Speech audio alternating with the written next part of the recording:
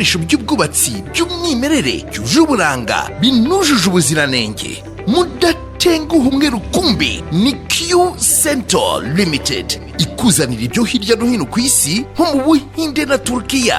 Tugufitiye amakaro y'umwimerere yongerera uburanga, salo, salamanje, ibyumba harimo ya marble y'ibikoni na dushe n'ayakwifashishwa hanze atangizwa n'amazi y'imvura. Tunagufitiye amaravabo, za dushe, toilette n'ibikoni bya gisiribu, gypsum zo gukora plafo, marine board zizwi nka muba n'ibindi byose mwakenera. Sanga Q Center Limited mu Gakiriro ka Gisozi mu nyubako ya Companion House ndetse no muri Copacom Business Center, cyangwa uduhamagare kuri 0783 142 265 cyangwa 0788 592 403.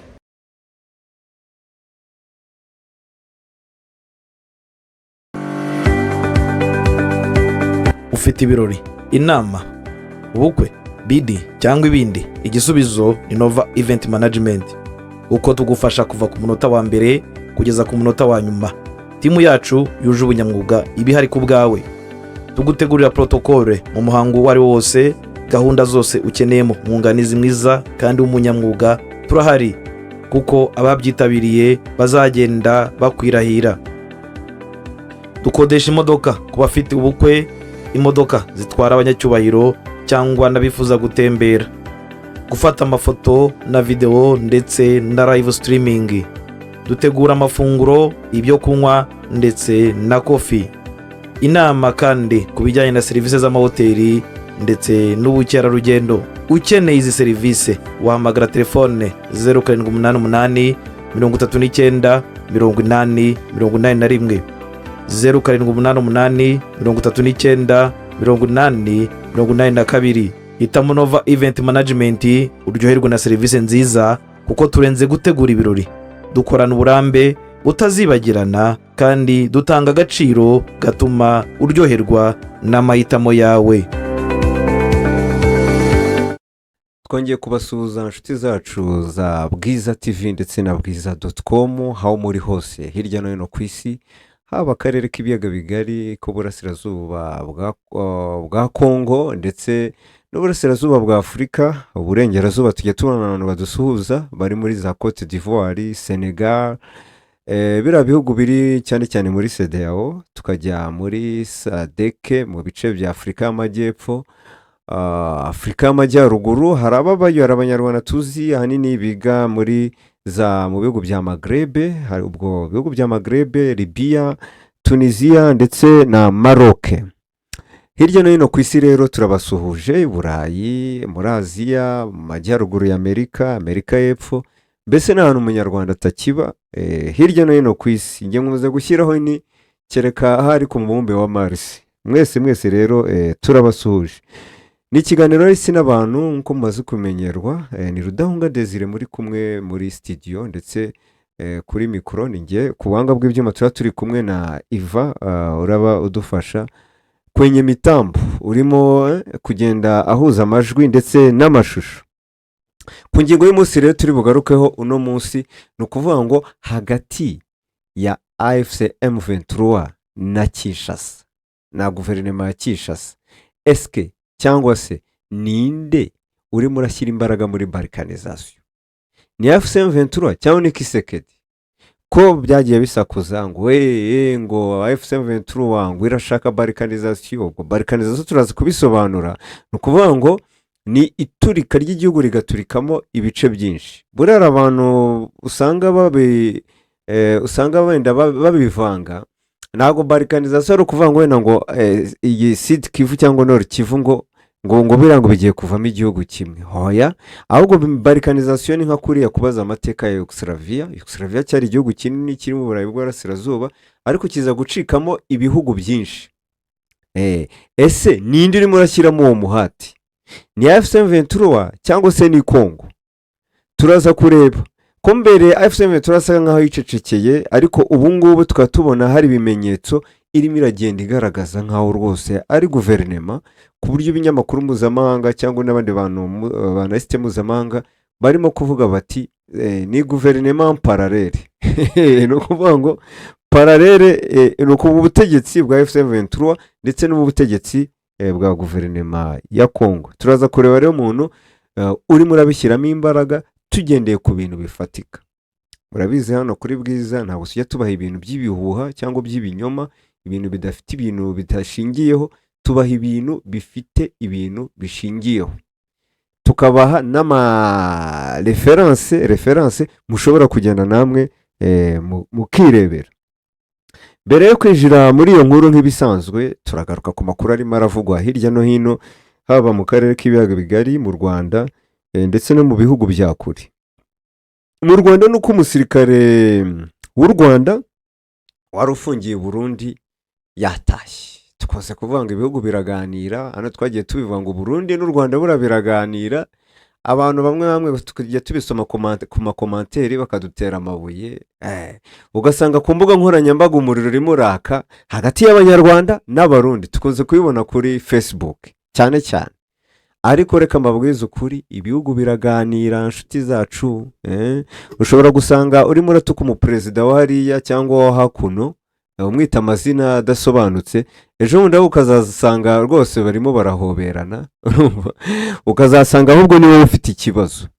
Kuvuga ngo rero abantu bakibona uriya musirikare akinjira ku butaka bw'u Burundi yibeshye, byavuze ko mu itangazo ryasohowe n'igisirikare cy'u Rwanda ko rinjiye ku butaka bw'u Burundi yibeshye, ariko igisirikare cy'u Rwanda cyatangaje ko noneho bamuhaye u Rwanda. Ni ukuvuga ngo u Burundi bwamutanze, akaba ari ku butaka bw'u Rwanda, akaba yagarutse mu rugo, akaba ari inkuru yo kwishimira. Ikindi cyari cyavuzwe nuko RDF, igisirikare cy'u Rwanda, cyari cyatangaje ko iki kibazo bagiye kugishyikiriza diplomasi y'u Rwanda. Mwumva yavuze ngo diplomasi y'u Rwanda rero ni impande zombi nyine zigenda zikaganira, ikibazo kigakemuka. Hano muri studio twababwiye ko rwose kitazigera kimara ukwezi. Mwumva rero ndumva nta n'ibyumweru bitatu bishize uyu musirikare ari hariya. Ikintu twashimiye leta y'u Rwanda nuko ikibazo nk'iki ngiki kibaye yaragikurikirana mpaka gikemutse.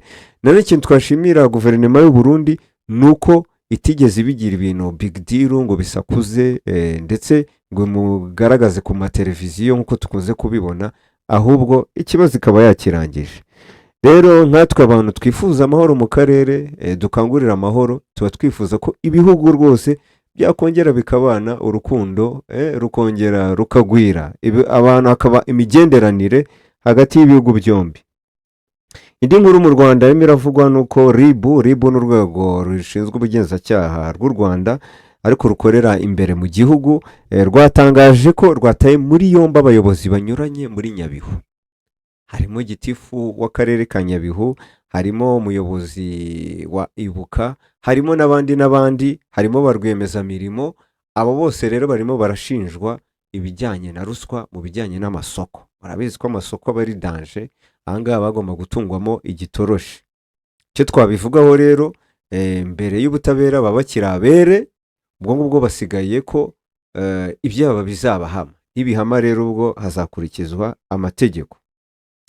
Indi nkuru nuko muri teritwari ya Nyiragongo mu mateka ya Kongo yagejejweho amazi meza. Yes, iki nicyo kintu noneho kiri butwereke uburyo bwa FCM23 yo rwose yabaye nka leta, ahubwo leta ya Kinshasa ikaba yarabaye inyeshyamba. Arabibona gutyo. TFRDC yahindutse inyeshyamba, noneho ingabo, ahubwo umutwe wa FCM23 ukabona ko uri très discipliné, wo umeze nk'uwahindutse nk'igisirikare nyine cy'umwuga cya leta.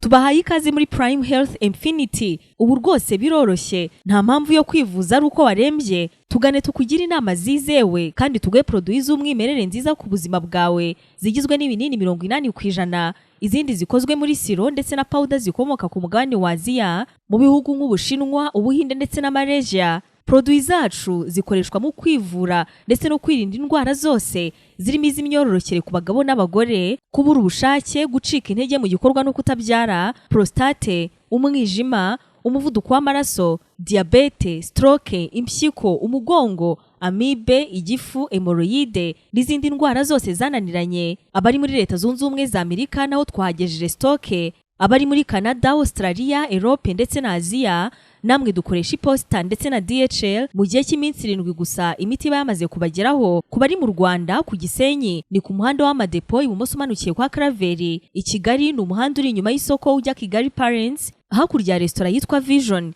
Wanadusanga kandi Goma ni muri gare centrale Dogoma hafi ya Rompwe umuryango wa kabiri aho bisi zisohokera. Turabibutsa yuko Goma na Gisenyi twamaze kubagezaho massage kugira ngo dufashe abakeneye kinetherapy, imiti ndetse no kurwanya stress.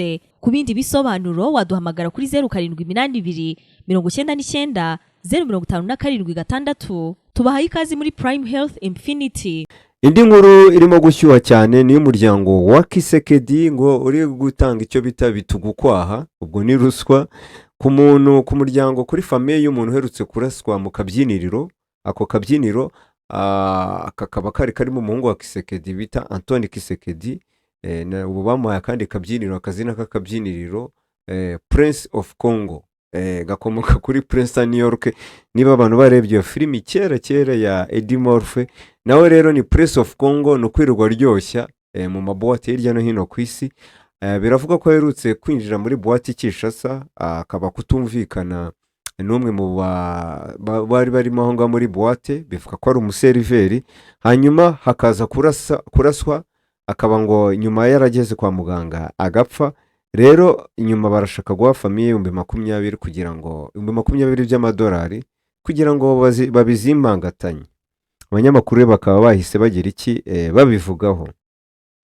Hanyuma tukiri muri Kongo, Imasisi na Rucuro nuko F23 ku munsi w'ejo yigaruriye utundi duce turimo Like n'utundi duce twari tumaze iminsi arimo intambara ikomeye.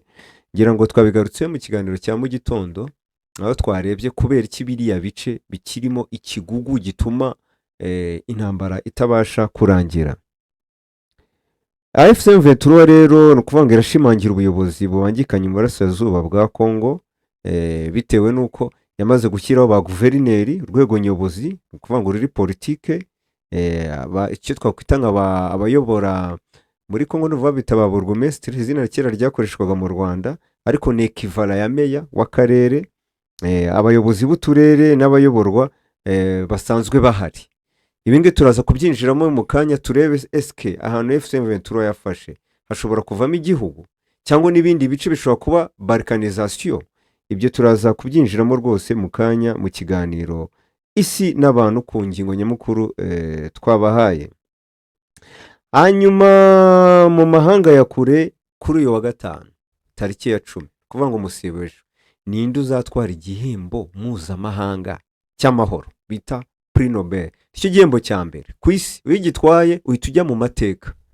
Gitangirwa mu mujyi wa Oslo muri Norvege, ni mu cyo bita le pays nordique mu majyaruguru y'Uburayi hafi ya za Pole Nord. Rero Trump yongeye gushimangira ko iki gihembo agikwiriye, agomba kugitwara byanze bikunze. Abavuga ngo ibindi ibyo ngibyo ntabwo babibona, avuga ko natagitwara kizaba ari igitutsi ku banyamerika ndetse no kuri leta ya Leta z'Ubumwe za Amerika. Ariko umwe mu bayobozi bari muri ya komisiyo ishinzwe gutegura igihembo cy'amahoro cyangwa se komisiyo ijyanye n'amahoro ku isi Oslo muri Norvege yatangaje ko Trump ngo igihe ntabwo kiragera uyu mwaka rwose, avuga avuye aho ngo inuza amahirwe yo gutwara igikombe cyangwa se igihembo cy'amahoro cyitiriwe Prix Nobel kuri Trump, abakoresheje ijambo ry'igifaransa ngo ari très mince, ngo ni akantu makeya cyane, ni nkaho ntayahari, ngo ubwo narindira umwaka utaha. Twebwe rubwo naho kwa gatanu tukareba ababurana ari babiri, haba ari mu wigiza nkana, ubwo tukareba koko niba izi ndoto Trump afite zazagerwaho. Kubera iki? Trump muramuzi ni miliyarderi, abarwa mu miliyarderi ku isi. Ikindi yabaye president bari muri manda ya kabiri, nyuma y'uko iya mbere yayiyoboye akaza gutsindwa ku yindi akagaruka. Trump ikintu ntabwo akeneye amafaranga, bivuga ko n'umushahara wa perezida wa Amerika ahembwa buri kwezi ubundi ahembwa $400 by'amadolari. Trump yarayanze no kuva muri manda ya mbere. Trump ikintu akeneye ntabwo ari amafaranga, akeneye icyubahiro. Kuba rero bamuha Prix Nobel akajya mu mateka ni ikindi kintu, ni turufu yababonye. nk'uko ejo bundi yakoze Maguye, tukabona umupapa w'umunyamerika, ntabwo navuga ko yabigizemo uruhare ariko twagiye kubona tubona yambaye ikanzu yigize papa. Reka rero dutegereze kuri uyu wa gatanu, katwigarukire ku nkuru nyamukuru y'uyu munsi, kuba Kongo yacikamo ibice, icyo bita balkanization muri rw'igifaransa cyangwa se balkanization mu cyongereza. Ninde ubitiza umurindi? Kuba Kongo yacikamo ibice, balkanization, ninde ubitiza umurindi? Uri kuvuga ngo Kongo, iki gihugu gutya tubona kikaba cyacikamo nk'ibihugu nka 4 cyangwa 6, ese birashoboka? Ibyo ni tugiye kureba. Ko bakunze kuvuga ko ngo uburasirazuba bwa Kongo ngo bufite ngo projet, nabonye na ONU isohora raporo ngo hari projet ngo imaze igihe kirekire yuko hazavamo igihugu cyangwa se ibihugu. Ese birashoboka? Kongo yabigiye kuba nka Yugoslavia y'Iburayi, twagiye kubona tukabona itangiye gucikamo ibice mu myaka za 90, hakavukamo ibihugu byinshi bigeze kuri 7 hari niba nibagiwe. Na Kongo niko byagenda, cyangwa se Kongo yabigiye kuba un état fédéral. Ibyo tugiye kubireba, tugiye kureba kuri aburyo abayobozi ba FC23 bakomeje kurushywa na Kinshasa igenda ibashyiramo ibihato nyuma ko bafashe iriya migi ikomeye. FC23 rero turimo kubona yo irimo gushimangira icyo twakwita ubuyobozi bubangikanye n'ubwa Kongo. Ibi nahoze mbisoma mu kinyamakuru gisohotse mu kanya, mu nkuru isohotse mu kinyamakuru bita Okapi. Okapi tubutse ko ni igitangazamakuru cya ONU cyangwa se cy'umuryango mpuzamahanga ukorera muri Kongo, cyane cyane MONUSCO. Iyi misiyo ya MONUSCO cyamaze gusohora inkuru kivuga ngo hari ubuyobozi bubangikanye, kuvuga ngo ubuyobozi bwa FC23 bubangikanye n'ubwa Kongo ku rwego nyobozi, ku rwego rwa administration, ku rwego rw'igisirikare, ku rwego ruri militaire no ku rwego ruri economique. Twatangiye kubibona. Hakaza no ku rwego rw'amategeko, rw'abanyamategeko. Kubera ko ku rwego ruri administration hari ba guverineri bamaze kujyaho, hari ababungirije, hari abo twakwita nka ba meya b'uturere, amateritwari, kumanuka kugera hasi. Ku rwego ruri militaire bafite igisirikare, armée révolutionnaire congolaise, ntabwo ari FARDC, bafite polisi kuva hejuru kugera hasi. Ku rwego ruri economique, ejo bundi twabigarutse, twabonye ko bashyizeho ikigo ubona ko kigiye gukora nka banque centrale. Kuvuga ngo ibintu byose byubahirije igihugu, byujuje igihugu, barimo barabyuzuza. Kuvuga ngo icyambere bafite territoire yo bamaze gufata, hakubye u Rwanda ubuteranyije n'u Burundi, urumva ko ari ahantu hanini cyane. Icyo ni kimwe. Icya kabiri, bafite abaturage bari aho ngaho, abaturage b'abahinzi, b'abakozi bakora, urumva bashobora, ahantu hari ubutaka bwera. Icyo ni icya kabiri kivuga ngo gishobora kugira un état. Icya gatatu, bafite ni ukuvuga ngo inuza tubonye guverinema, abaturage, sibyo, n'ubutaka. Twabibonye ibintu bitatu.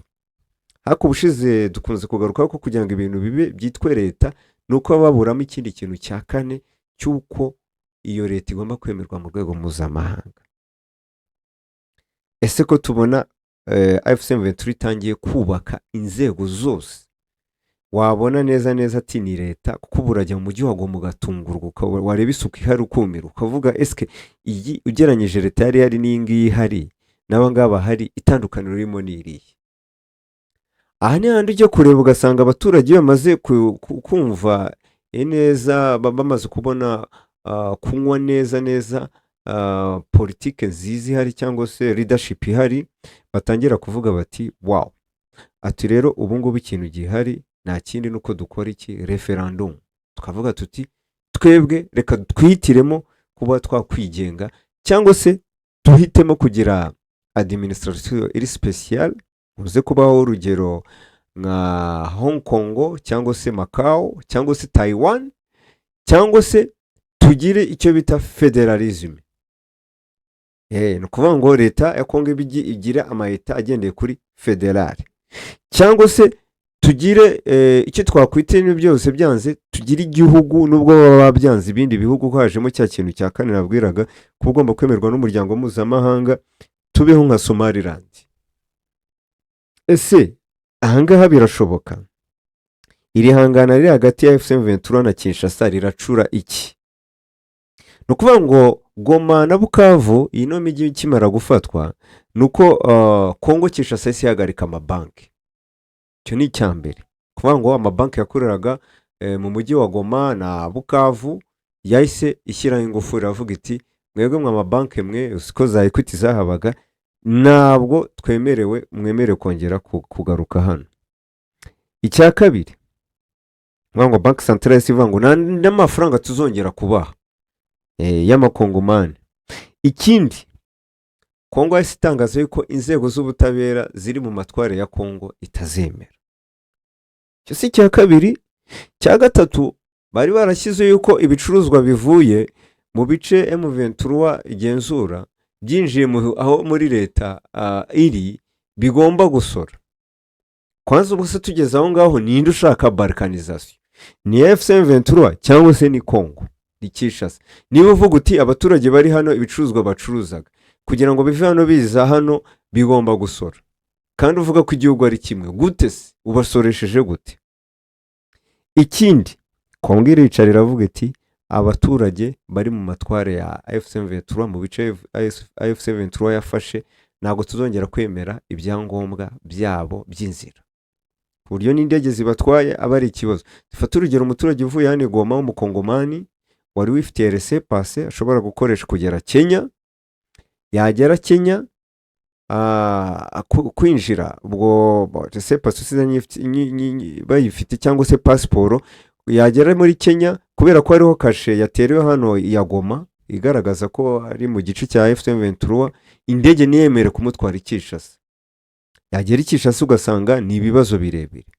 Cyangwa se undi munyamahanga winjiriye hano Goma, yava Goma agiye Kinshasa bakamusaba visa. Nanone ubwo ni ukuvuga ngo ugiye kwishyura visa inshuro ebyiri, kandi mbere yinjiye mu gihugu. Ni ukuvuga ngo FM23 yamurekaga akinjira, urugero nk'abanyamakuru cyangwa abakora mu miryango mpuzamahanga, urumva akinjira, none yasubire Kinshasa ati natwe ugomba kuduha visa. Aho ngaho kuko ntamwe murazi kuduha ibitekerezo, ninde ushaka balkanization? Ni FM23 cyangwa se ni guverinoma ya Kisekedi? Ikindi, ejo bundi mwagiye kubona mubona ni ukuvuga ngo hari andi makuru arimo aravugwa ko Buralima ni nka ekivara ya Burarirwa. Ni ukuvuga ngo amayizine Buralima ndetse na Burarudi y'u Burundi, bose wabwo burya n'umwe, ni umuholandi, ni kampani imwe ariko yagiye ikora muri ibihugu bitandukanye.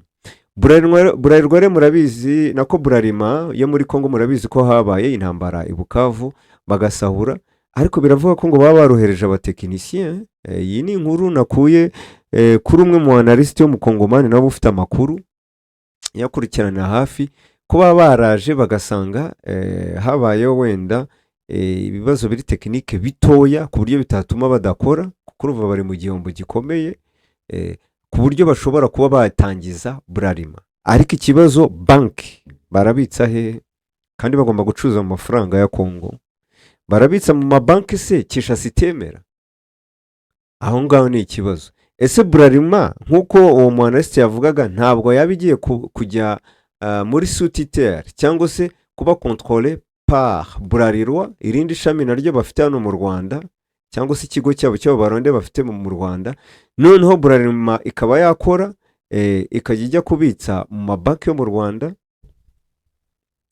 Niba se uri murigizayo aba investors bakomeye nka Buralima, amafaranga yinjizaga yari menshi kandi akagira igihugu akamaro, ukavuga ngo ntabwo ugomba gukorana nayo kuko iri mu bice birimo FM23, ubwo ninde ushaka balkanization? Namwe murasubiza, ni FM23 cyangwa se ni leta ya Kongo? Ni ukuvuga ngo ibi bintu byose turimo kubona nibyo FM23 itangiye kuvuga iti twebwe tuzakomeza kubinginga na ryari. Tugenda tubabwira kandi dunye mu gitondo kakaba karabaye, habanje armée révolutionnaire congolaise, yo yari izwi irahari. Mu gitondo cyo kubona tubona haje polisi bavuye ku ikosi bavuga ngo bagomba kurinda imijyi Bukavu ndetse na Goma. Turavuga nyamara iyi polisi mu gitondo igomba kwitwa nayo polisi révolutionnaire congolaise. Niko byagenze, itangazo riza ari polisi révolutionnaire congolaise. Nyuma bashyiraho mbere babanje abaguverineri. Yes, abaguverineri bajyaho bashyiraho inzego. Ubu ngubu noneho Kongo yari yanze ngo inzego zijyanye n'ubutabera za hano AFC/M23, aho AFC/M23 yafashe. None se ubwo niba abantu bazabaho gute nta butabera? Niyo mpamvu wabonye AFC/M23 yishyiraho iki? Urwego legislative. None ko aje urwego legislative rw'ubutabera, gusa ubwo uravuga ngo ninde ushaka balkanisation? Ahubwo namwe muradusubiza, nge mbona Kisekedi ushaka balkanisation. Ahubwo kuba yarabwiye AFC/M23 nge murimo kunindira, kuko ibintu byose babangiye Kongo, no kuvuga ngo umutwe wa AFC/M23 ibintu Kinshasa igenda ibangira uburyo ibikoresha. None se zabaho n'amabanki ahari? Amavi igomba gushyiraho ikigo cy'amabanki, twarabibonye, cy'ubwishingizi. Sasa kizashyira ibigo by'ubwishingizi, kizaba gishinzwe ikigo biri financier, gishinzwe amabanki, gishinzwe ubukungu. Urumva? None se ubwo murambwira ngo amamodoka yaba arimo aragenda hariya mu bice birimo AFC/M23 adafite assurance? Kandi Kongo yaranze ibyo byose yarabifunze.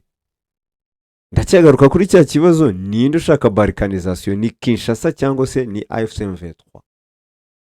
Ukurikije ibintu byose ahubwo twe tuzashiduka AFC/M23 yaramaze kwitegura, byararangiye. Hasigaye kuvuga ngo Doha dore ibintu twebwe kuvuga ngo ku bintu bya federalisme nani umutwe wa AFC/M23 isaba Doha. Iyo yarangije kubyitegura, kereko udafite amaso niwe utabona.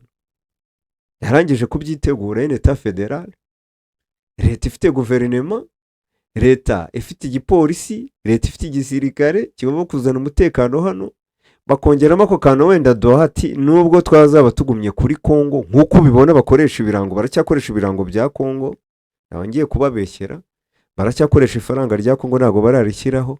Ariko uko leta ikomeza kwibana, Kinshasa ikomeza kwibana, ntibizabatangaza ejo bundi tujye kubona tukabona umutwe wa AFC/M23 wishyiriye ifaranga ryawo. Ni dunyi. Hano rukuntu tuvuga ibintu kuri mikoro mu gitondo tukabibona, hakajyaho ifaranga noneho ry'umutwe wa AFC/M23. Uko bakomeza gukaza, ejo bundi tukajya kubona tukabona noneho umutwe wa AFC/M23 wishyiriye ibirango byawo.